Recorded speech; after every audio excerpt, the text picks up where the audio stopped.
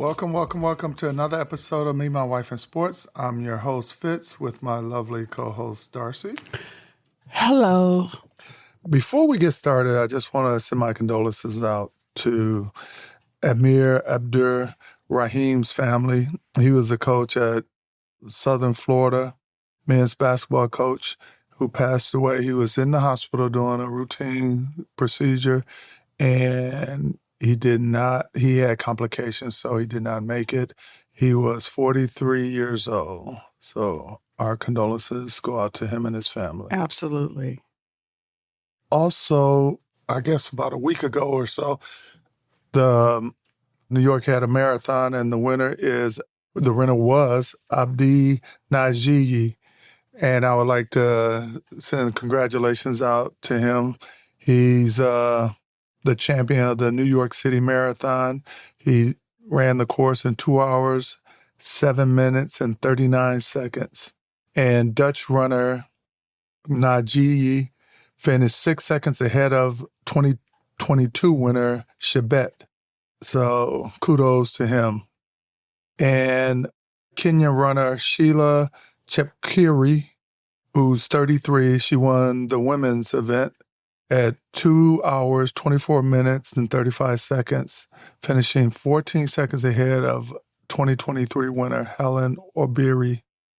All right. Again, congratulations to both. And Sheila, I think, she was representing Kenya. Yeah.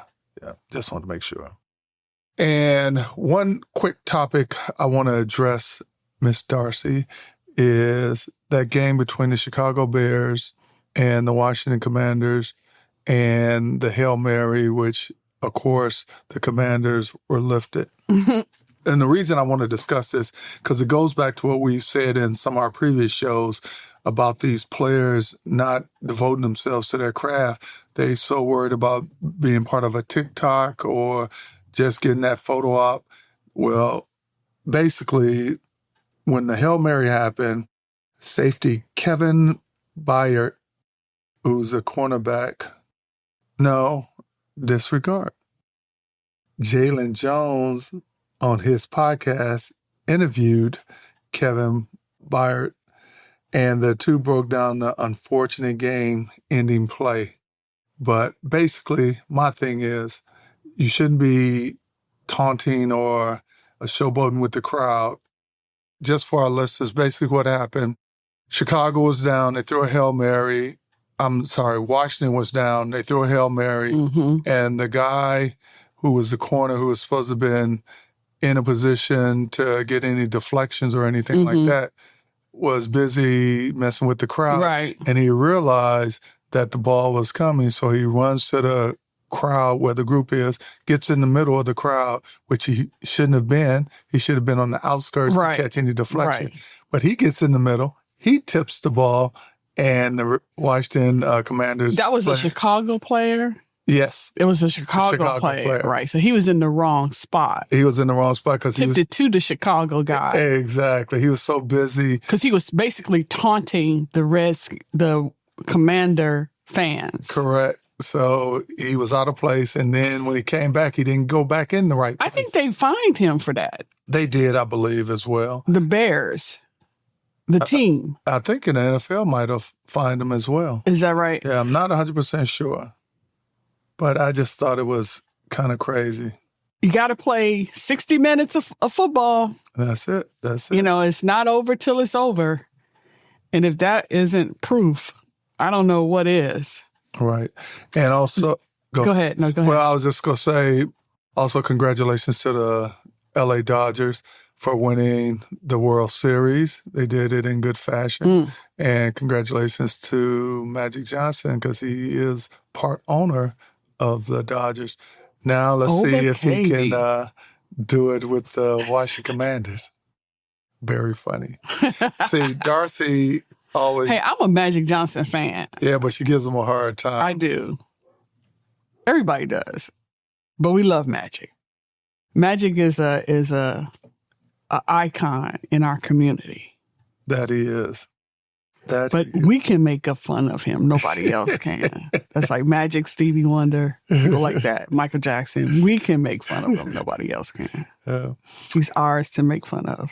And as we know, Dak Prescott is out probably for, well, more than likely for the season. No, they said for a couple of weeks. Well, did they just say the season? Well, supposedly, or is that punitive? It was his hamstring that partially ripped away from his bone, supposedly. So I think they might hold him off for the rest of the season. That's just my opinion. They should. I mean, we ain't got nothing to lose. So why? Other than the fact that we done paid him all that money. Well, we lost that already. Yeah, that's just messed up. Oh, my God. And, of course, benching him should be punitive. They should just bench him. Yeah. He shouldn't be on injury reserve because that was the question, whether or not they were going to put him on injury reserve. Right. So hopefully Dak take the time off and recuperate fully. And I know CD was injured, but he's going to play. And, of course, our backup, Cooper Rush, will step in. And Cooper, I like him. Cooper is not. He's not a bad quarterback. Mm-hmm. I kind of feel bad for Trey Lance. I just think he just can't find the right spot for himself. Because even the times when he played with the Cowboys, he just didn't seem like he was clicking. I don't know. Maybe he's just not completely ready yet. So something's wrong, they said, with Dak's right hamstring. Right. But now this is Cooper Rush's opportunity to turn the season around. Yeah. But the one thing that I think the Cowboys, I don't know why they did it. They went out and got a receiver, Mingo. I think he was with the Panthers, I believe. And he is not that spectacular. And then maybe it's about not being in the right setting as well. So is Micah coming back? Not this game. Micah is still out. And I don't blame him. Why take the chance on getting your injury serious when, unfortunately, the season is lost? So hopefully that things to help him out by resting and maybe not finishing the season. I don't know. Yeah. So we will see. What was the other thing? I was going to talk about the baseball guy. The baseball. Yeah. For those during the World Series. Yeah. One of the Dodgers player, they were playing in New York, and one of the Dodgers player went to retrieve a foul ball and stuck his hand into the crowd. Right. And a couple of Ruley fans basically grabbed his hand, trying to take the ball and the glove off his hand and out of the glove, the ball out of the glove. And it was just bad. But it was like two fans, like one had his hand and then the other one was trying to pry the ball out of it. And I don't know what they thought. If he caught the ball, it's out, whether they take it out or not. I just didn't get that. Or did they want a souvenir? Who knows? But they were going to be fined and then banned from the exactly from the game or from the stadium. Right. Their tickets were taken away. Oh, they were season ticket holders. Yeah, their tickets were taken away. That's just crazy. Come on, fans. I mean, that's just... But the good thing about that whole... Basically, the player got mugged in the game, in the World Series, in daylight, before millions of other fans watching the game. Well, the good thing about that whole thing, though, was that the tickets for the games, the World Series games, and I think season tickets, I'm not 100% sure about the season tickets, but I know for the World Series that these individuals were given to a Make-A-Wish recipient, a child who had cancer, was going through cancer, and they gave the tickets to him and his family to attend the games. So they were Make-A-Wish Foundation recipients, those adults? No. The ones who lost the tickets. Oh, their tickets were given to a child. Okay. Cancer. Okay. Yeah. All right. So something good came from the fact that those tickets were taken from those people. Correct. Okay. Correct. All right. I thought you were saying that those were Make-A-Wish people. I was going to say, are you kidding me? No, you should be ashamed of yourself. The tickets were given to Calvin Young, a 50-year-old battling pediatric cancer, and his family. Okay. To fill those seats. I just saw it. They said Anthony Richardson has been benched, and Joe Flacco will be taking over for the Indiana Colts. I don't think that's a bad move. I like Flacco. I mean, it's bad for Anthony Richardson because now this is the second year and he has not played a full season. So they were talking about, I saw something and they have they're 10 first round draft pick quarterbacks over the last several years that have been benched. Right. And so they're saying now that maybe these first round, maybe it doesn't pay to be a first round draft pick anymore. I don't know, because Daniels for the Washington, he's doing great. Yeah, he's doing great. But you say, you have Anthony Richardson, Bryce Young, Will Levis out of Tennessee. And quarterback for Chicago, Caleb. Caleb, but he's still playing. But you talking about the ones that have been benched. Oh, okay. Well, wasn't Trey Lance first round? Trey Lance, yeah. Yeah. Well, Justin Fields. Well, you just got to remember that they're going to a whole different level. They might have been the star guy on campus back in college, but now you're in the NFL. Everybody was Zach a star. Wilson. I mean, it's a lot. It's a lot of them. Yeah, it's a lot of them. So, well, you can even I mean, I don't know. You can even go further back to Darnoldson. He started for the Jets years ago, and now he's sort of been floating around and backing folks up. And I think, who is he with now? Is it the Panthers or who's that? Sam Darnold. Yeah, or Minnesota. Minnesota. And he got his chance because of all the injuries, and that's what you got to do. You got to take advantage of it. It's just the way it is. That's how sports is. I think these kids are not putting in the effort for a team mentality. Right. I think they think that if they're good individually, they can go to a team and be good individually. And it's not. It is a team sport. It is. Dak, it is a team sport. I mean, I just think Dak is not a good leader. You have to be a good leader, and that's part of it. I agree. And part of being a good leader is motivating your teammates when things are going good and when things they're going are bad. Especially when they're going bad. Right. That's when you have to rise to the occasion. Right. More so. It's easy to be a leader when things are going good. Right. Anybody can do that. And that's one thing. But it's hard to be a leader when, right now, when we 3-5, that's when they need you to be out there motivating them. We can do this, staying positive. Right. Well, and you never see that from him. Well, that's the one thing I can say about Aaron Rodgers. Watching the games when they're down, he's walking up and down the sidelines, talking to his teammates, whether it's a receiver or a lineman, running back. But he's trying to motivate his team. He just doesn't go to a corner by himself. Right. You see it in, we saw Jalen Daniels doing it. We saw Bryce Young doing it, and he benched. I mean, but he still acknowledges his role as the quarterback and a captain of the team, standing there in the gangway when the team is going back into the locker room, and he's got his hand out acknowledging every player as they're going back in.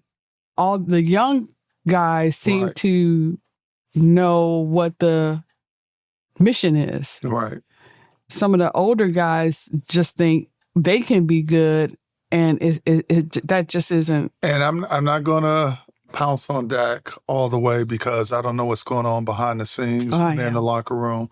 But what we're seeing when the TV is showing the games or hearing things, it just doesn't seem positive from a leader standpoint. So, but who knows? Well, he's a grown man and he ought to be able to take it making $200 and something million. We're not talking about college kids. I'm not going to ever pounce on the kids, but Dak, you a grown man. You ought to be able to take the heat. And if you can't take the heat, get out the kitchen, get the money back, but turn your uniforms in. I'm not going to slam them completely. I'm slamming them. Because we don't know all the facts. We only know I don't need to know the facts. Stories. Did the check bounce? Because if Jerry bouncing checks, then you got an argument. If Jerry ain't bouncing checks, you ain't got no argument. All right, moving on. One little fun fact that I came across, I want to share and see if you know this. I know a lot of people talk about Serena and Venus and their rise as two young Black females playing tennis that was previously predominantly a white sport. And now you have all races involved in the sport, which is great. But I was doing some research and came across two names, Margaret and Matilda Romania Peters, were African-American tennis stars from the late 1930s to the early 1950s. And they were the Peters sisters. And they actually went to Tuskegee Institute playing on a 4-year scholarship playing tennis. And they did well for themselves. And after college, they both continued to play amateur tennis in the ATA. And they won 14 doubles tennis titles between 1938 and 1941, and between 1944 and 1953. Despite their skills, though, they were never permitted to test themselves against the great white double players at the time. By the time the wall of segregation, of course, in tennis started to come down, Peters sisters were past their prime, so they weren't ever able to play. But I just thought that was a little unknown fact that probably a lot of our listeners weren't aware of. Interesting. And Margaret, she died in Washington on November 3rd, 2004. And Matilda died from pneumonia May 16, 2003 in the District of Columbia, because she also taught underprivileged children tennis in the district. So kudos to them. And even though our listeners can't see this, is a picture of the two. Oh, wow. Yeah. So I thought that was an interesting little known fact. Right, yeah. Also, jumping to basketball real quick. You know Joel Embiid, who plays for 76ers? Well, he was suspended for 3 games without pay after altercation, shoving a columnist in the locker room. So, guys, so what happened? The media is going to say things that you don't agree with, but you can't put your hands on people. Well, yeah, you can't put your hands on anybody. And you know what? Like, especially now, like, okay, so the ties have changed. Everything is said and done. Don't put your hands on nobody because you don't know what's going to come as a result. Right. Right. So, hey. And I wonder what they said. Did they say, like, what happened? You know, I didn't get into a lot of the articles. They just had a blurb showing that, and I'm sure it's something out there now because I caught this when it first happened, and this was about a week or so ago. But the fact that he was suspended for 3 games without pay shows that he crossed the line. Wow. Well, I mean, we don't know. They're not putting out what happened. Right. It's sure, one-sided. I'm sure it was a question he didn't like, and the reporter kept hounding him. Yeah. Because usually that's what tick folks off. And if you're in the locker room, you really can't walk away. And I'm sure the reporter might have followed him around. Who knows? So, but see, then, I mean, some of that, too, is the reporter's fault. Like, don't antagonize these guys. They want a story, so they push the envelope beyond. Yeah, that's not fair either. I agree. It's just, yeah, it's not fair either way. But you signed up for that. You know that there's a certain amount of public relations that you have to do that comes along with the game. Right. With all of these sports, I'm assuming that in every sport, there, you got to talk to the media. Right. Otherwise, they get fined if they don't speak to the media. Exactly. And I think Marshawn Lynch, he was big on not speaking to the media. He was real big. And taking the Marshawn Lynch didn't like to speak to nobody. Now look at him. You see him in commercials everywhere. I know. Now he's doing commercials everywhere. But, I can remember a couple of my guys ran into him at the airport. And she's talking about her guys when she was working. When I was working. People that worked for her. Yeah. And they wanted to take a picture with him. And I think they asked if they could take a picture with him. And I think he said yes. Right. But he didn't change his expression. And so they were like standing in line at the TSA checkpoint. Right. And that was the picture of them going through security. And it was like a selfie of them. And he was just like behind them. Oh, wow. So it wasn't like he wasn't smiling. He didn't even stand there for the picture. He didn't move in. It was like, can we take a picture? He must have shook his head. Yeah. And they must have waited, like, are you going to come? And he was like, no, take the picture. And they just raised the camera up. And he was looking at the camera. Right. But that was it. So that was his persona. Yeah. And he stuck to it. And that was it. So I don't blame him, I don't blame him either. I don't know that. Because you just don't know who's in your corner and who's out to make a buck off you. Right. The person might want to take a picture and who knows? Well, you don't know where that picture is going to end up or what they're going to do to it. Is it going to be a meme or whatever? Are they going to but what I was going to say was, I don't know that I would want a job where I had to talk to the media. Like, I had to talk to the media. Like, it's one thing if something happens, but just to say, like, after, especially, like, can you imagine, like, after a game, if it's a good game, you might be hyped. But if it's a bad game and like you're the quarterback, so you just want to get out of there. Yeah, you just lost the game. You're the quarterback. Now you got to go talk to them. You don't feel like doing that. Right. Unfortunately. But you have to. That's all a part of the sport, the job. Yeah. That's part of the job. And you know what? I think a lot of that came from too, because the media contracts that are with the NFL, with the NBA, they pay a whole lot of money, and part of their stipulations, we need access and other things. We was talking about this once before. Like, they don't want to talk to the bench people. No, of course they want to talk to Aaron Rodgers and Devontae, and they want to talk to they want to talk to the head coach. They don't want to talk to the ball coach. Definitely. Because you could say, okay, we're gonna give you some people. Yeah. And the people that you get, you'd be like, no, we don't want to talk to them. And the fans be like, who is this? What team they play for? Like, you could hire some people just to be your media people. Put them in a uniform and be like, okay, you're going to be the people that we put in front of the media. Or talk to my agent, Yeah. So, but yeah. Sit them on the bench and then be like, okay, you're going to be the media people. All right. Before we get into our main topic. Which I don't know that we will, because we will. We're running out of time. But we will. Which our main topic is the rise of women in sports, whether it's professional or amateur. But before we do that, I have a little known sports fact. And this is something I want to start adding to our program just to educate our listeners, and just in case they don't know, and they might know.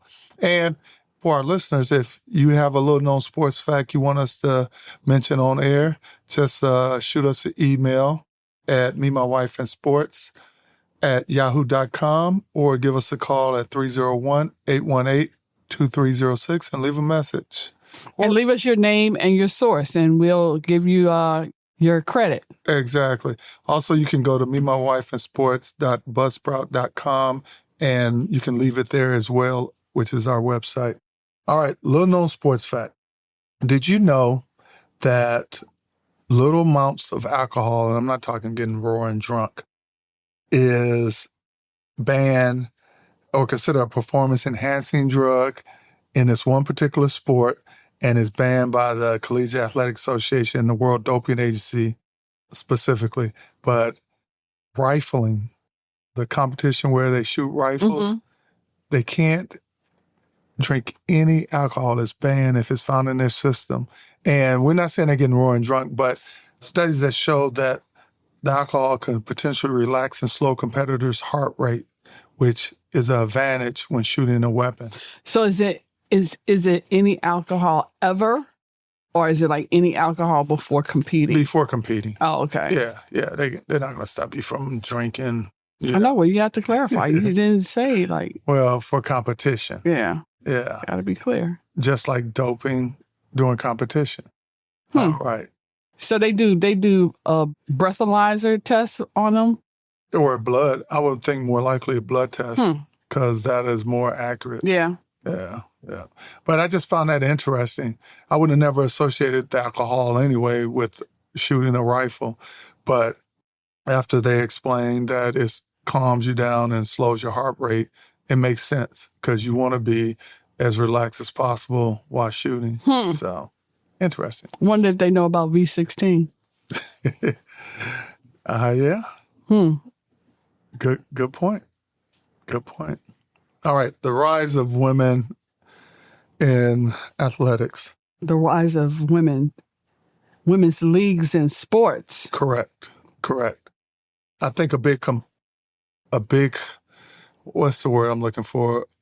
A big push or to help women's sport reach the forefront was the passage of Title IX of the Education Amendment of 1972, which basically meant that if monies is spent for men's sport, say in Division I basketball or whatever, that the equal amount of money has to be funded for the women's sport as well.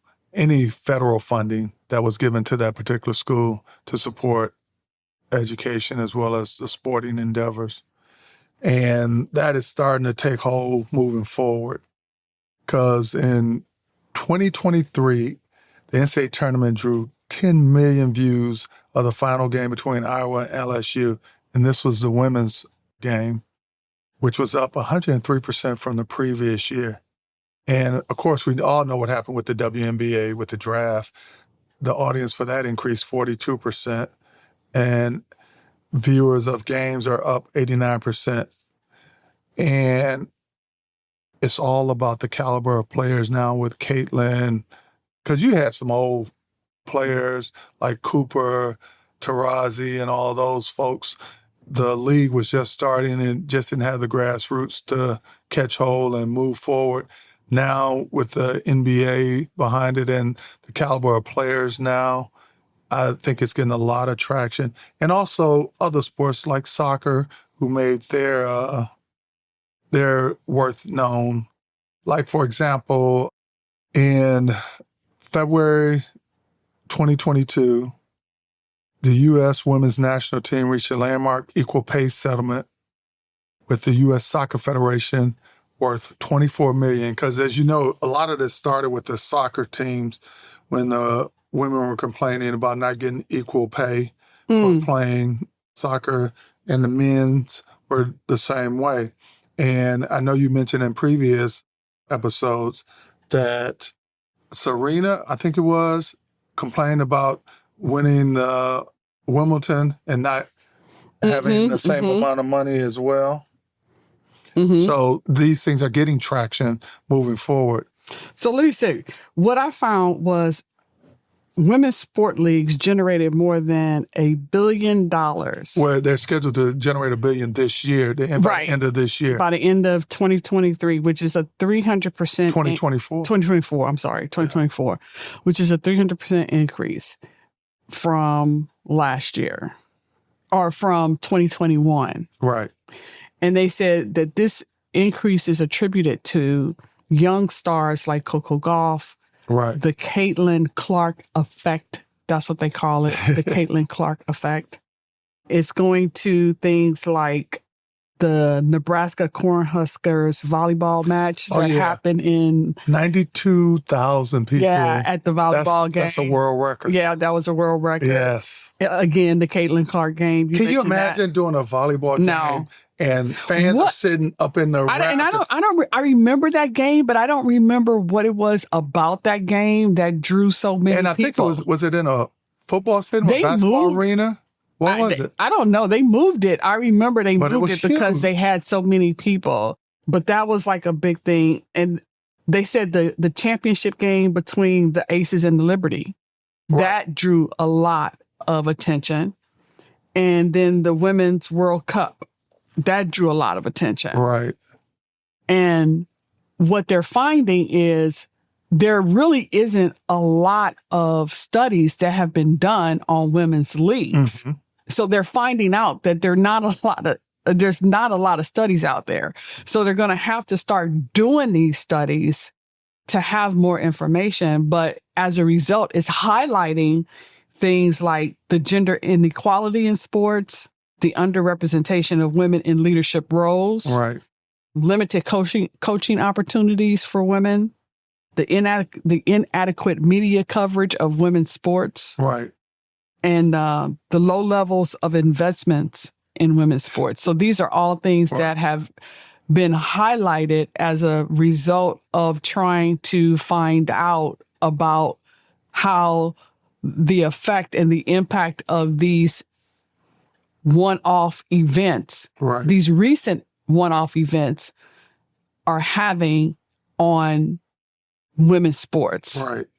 And so there's still a lot to learn. And the women are making big contributions that are being overlooked or overshadowed. Right. A good example, in 2022, Serena Williams' final match was the most watched tennis match in ESPN history with 4.6 million viewers. Right, no doubt. Yeah, so. And then they're talking about, the WNBA is talking about expanding, going into Toronto. Correct. And then they said that Washington or something, I think. Yeah, Jason Tatum is talking about a franchise in St. Louis. Oh, I did not know that. And somebody else is talking about a franchise in Milwaukee. Then the Toronto. Mm. So, well, they're slowly making strides. I think they're broadening. Right. The flag has been raised that, the women sports has been treated unfairly. And I get it. And a lot of people say, well, if they're bringing in a certain amount of revenue, they're going to get paid a certain amount. I get it. But now you can't have that argument because they're bringing in a lot of revenue. Because they're bringing in a lot of revenue. And like we saw the benefit of that. Like now they have chartered flights. Right. That was one of the things that happened. Las Vegas was paying each player, I think, $100,000 to go to school, right? No, $100,000 in addition to their salaries. In addition to their addition to their salaries. Okay, I thought that was for school, but so they have, as a result of really last year and the attention that a lot of momentum in this past year has changed. Yeah, just the fact that they're going to make over $1 billion at the end of the year shows that it can be done and why it took so long to get to this point.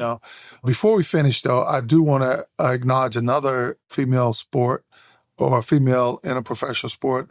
Minjee Lee, who won the U.S. Open in 2022, received the largest payout in women's golf history of $1.8 million. Which to me is small compared to what the men receive, but it's the largest for a woman. Wow. So just imagine what they were getting paid prior to that. If 1.8 million was the largest, it's the largest. Yeah, that's crazy. Because the men make way. Because you think about after you pay, you can finish tied for 30th and make 1.8 million. Yeah. So and you think about after you pay your coaches, their reserve fees, your agent, everybody else, leaves you with taxes. Very little. Because don't forget, you got to pay Uncle Sam. You do. And then your jock tax, because you probably got a jock tax as a golfer too. Exactly. Yeah, that ain't nothing at 1.8 million. Exactly. But it's just a lot of things out there that's showing that women's worth in sports in general. And we just now catching on to, hey, we need to level the playing field here a little bit. A little bit more. Just a little bit. We've come a long way, but we still got a long way to go. Exactly. And, Trinity Rodman, you know who she is, right? Yep. You know, Dennis Rodman's she's the daughter. highest paid Soccer player. as of December 2023. She is the highest paid? She's the highest paid with Wow. $1.5 million contract. I wonder why. She's good. She's good, but there was some out there that was better than Trinity. Yeah. But good for her. Well, you know what? She was. I take that back. I'm looking at my notes here. Maria Sanchez re-signed with the Houston Dash, replacing Trinity Rodman as the NWSL highest paid player. And it's Maria Sanchez is getting 1.57. Okay. Now, Trinity was getting a higher amount, not high as 1.5, but close to that. And she was the highest paid. Now it's Maria Sanchez. Okay. So, but still, you know, that's peanuts in my opinion compared to what the men are getting paid. Absolutely. And I know it's a process. So, hey, we will see. And also, just so you know, the Big Ten Women's Basketball Tournament in Minneapolis in 2024 sold out for the first time ever with over 109,000 fans that were expected, that attended, I should say, the tourney. This was in March of this year, March 6th through 10th. So, all right, Darcy, this is the end of our show. But before we go, I just want to thank all our listeners for listening. And we're going to have a couple more episodes, and then we're going to take a hiatus for the holidays, and then we'll holiday be back. hiatus. But if you want to leave us a comment or questions, go ahead and send us a note just saying, hey, you know, you're enjoying our content. Me, my wife, and sports at yahoo.com or me, my wife, and sports.buzzsprout.com, or just give us a call at 301-818-2306. Any parting words? No, just in all the things that you can be kind. Take care of each other. And remember, your mate is a reflection of you. Have a great day.